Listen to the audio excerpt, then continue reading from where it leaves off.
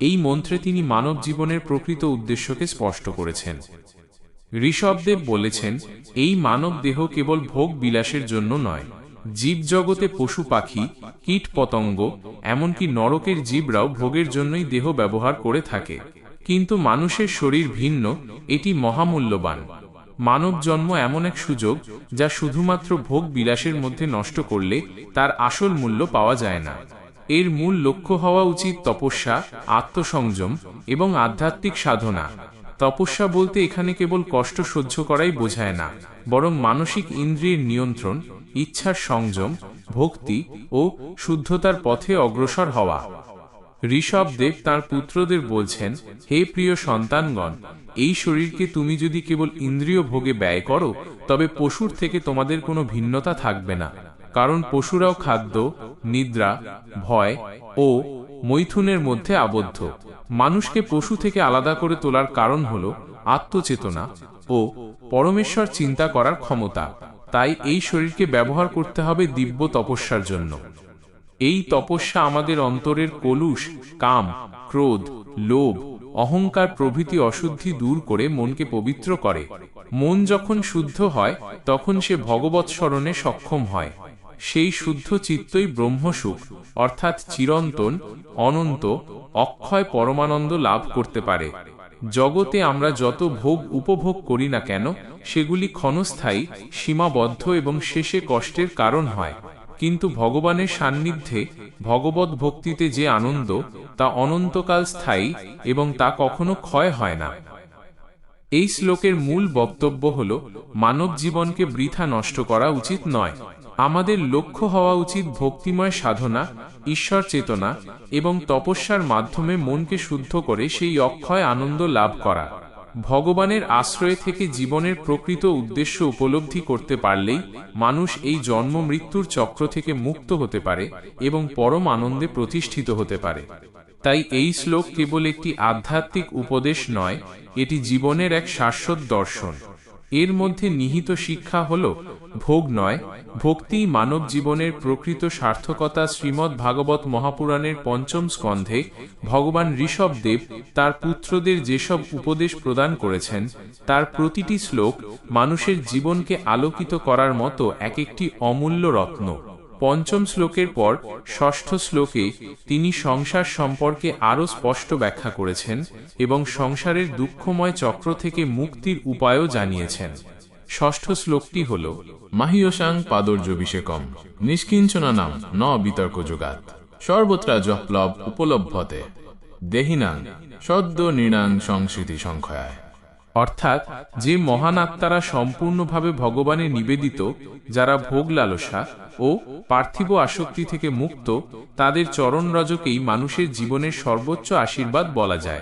সেই চরণরজ, সেই সাধু সঙ্গ মানুষকে সংসারের বন্ধন থেকে মুক্ত করে এবং অনন্ত কল্যাণের পথে পৌঁছে দেয়। ঋষভদেব এখানে বোঝাতে চেয়েছেন, সংসার চক্র বড়ই ভয়ঙ্কর। মানুষ যতই চেষ্টা করুক, ইন্দ্রিয় ভোগ, ধনসম্পদ, বিদ্যা বা যশের মাধ্যমে সে সংসার থেকে মুক্তি পায় না। জন্ম, মৃত্যু, বার্ধক্য আর রোগ, এগুলো চিরকাল তার পিছু নেয়। এর থেকে একমাত্র মুক্তি পাওয়া সম্ভব মহান আত্মাদের সান্নিধ্যে। সাধু সন্তদের চরণধূলি মানুষের হৃদয়কে শুদ্ধ করে, আত্মাকে উজ্জ্বল করে এবং ভগবানের দিকে আকর্ষিত করে। সংসারে জন্ম নেওয়া মানেই সংসারের জ্বালা যন্ত্রণা, দুঃখ, হতাশা আর অস্থিরতার সঙ্গে যুক্ত থাকা। কিন্তু যদি কোনো সৌভাগ্যে মানুষ ভক্ত সাধুদের সংস্পর্শ লাভ করে, তবে তার জীবনই পরিবর্তিত হয়ে যায়। কারণ সাধুরা নিজেরা সংসার থেকে মুক্ত, তারা নিষ্কিঞ্চন, অর্থাৎ ভোগ, ধন, আসক্তি কিছুতেই তাদের মন বাঁধা নেই। তাদের একমাত্র আসক্তি ভগবানের সেবা ও ভক্তিতে।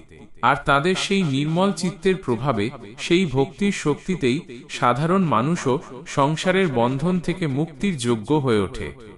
এই শ্লোক আমাদের একটি গভীর শিক্ষা দেয়, মুক্তি অর্জনের মূল উপায় হল সৎসঙ্গ বা সাধুসঙ্গ।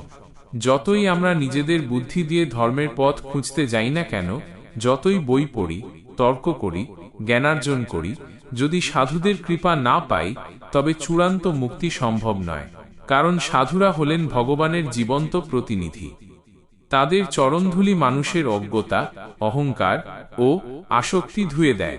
তাই প্রাচীনকালে ঋষি মুনি, রাজা মহারাজারা সবসময় চেষ্টা করতেন সাধুদের সেবা করতে, তাদের আশীর্বাদ নিতে। মানব জীবনের আসল লক্ষ্য হল সংসার চক্র ভেদ করা। আমরা প্রতিদিন যা করি, আহার, নিদ্রা, কাজ, সম্পর্ক, সুখভোগ, সবই একদিন মৃত্যুর সঙ্গে শেষ হয়ে যাবে।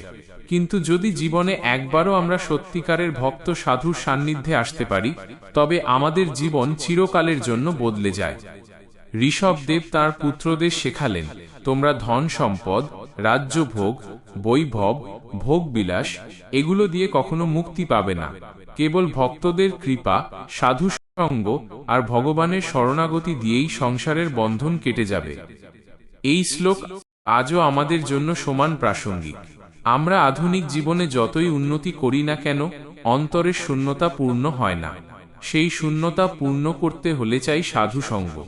একজন সত্যিকারের ভক্তের সান্নিধ্যে এলে আমাদের জীবনের আসল উদ্দেশ্য উপলব্ধি হয়। তার কৃপায় আমাদের হৃদয় ভগবানের প্রতি আকৃষ্ট হয়, আর সেই আকর্ষণই আমাদের সংসারের দুঃখ থেকে মুক্ত করে। তাই ষষ্ঠ শ্লোকের মূল শিক্ষা, মানব জীবনের মুক্তির একমাত্র পথ হল ভক্ত সাধুদের চরণধূলি গ্রহণ, তাদের সান্নিধ্যে আসা, তাদের সেবা করা। এটাই সংসারের দুঃখ চক্র থেকে মুক্তি পাওয়ার সহজতম উপায়। পঞ্চম স্কন্ধের সপ্তম শ্লোকটি হল, যদা ন পশ্যত্য যথা গুণৈহং স্বার্থে প্রমত্ত সহসা বিপশ্চিত গত স্মৃতির বিন্দতি তত্র তাপা নাসাধ্য মৈথু নজম গাঢ় মগ্গহ।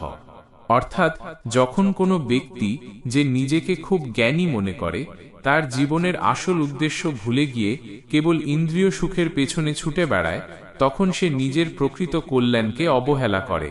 এর ফলস্বরূপ সে মূর্খের মতো সেই সব জাগতিক দুঃখ কষ্টে জড়িয়ে পড়ে, যা মূলত কাম বা যৌনতা ভিত্তিক জীবনেরই পরিণতি।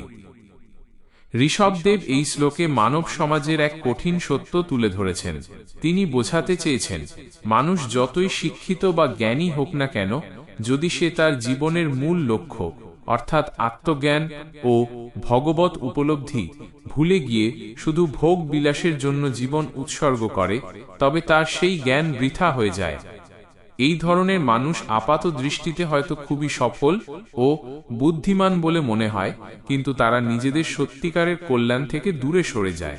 তারা ভুলে যায় যে জাগতিক সুখগুলি অস্থায়ী, এবং এই সুখের পেছনে ছুটে গেলে কেবল দুঃখ, কষ্ট আর হতাশা আসে।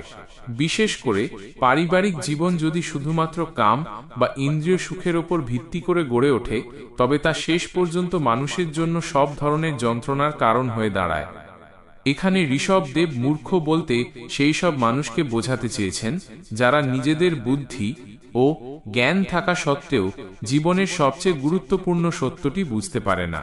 তারা জানে না যে একটি গৃহস্থ জীবনকে যদি শুধুমাত্র যৌন আনন্দ বা ভোগবিলাসের কেন্দ্রে রাখা হয়, তাহলে তা জন্ম, মৃত্যু, বার্ধক্য আর রোগের চক্রে আবদ্ধ থাকার কারণ হয়ে দাঁড়ায়। এই শ্লোকটি আমাদের মনে করিয়ে দেয় যে মানুষের বুদ্ধি ও জ্ঞানকে সঠিকভাবে ব্যবহার করা উচিত। কেবল পার্থিব সম্পদ বা সম্মান অর্জনের জন্য নয়, বরং জীবনের আসল উদ্দেশ্য উপলব্ধি করার জন্য সেই জ্ঞান ব্যবহার করা উচিত।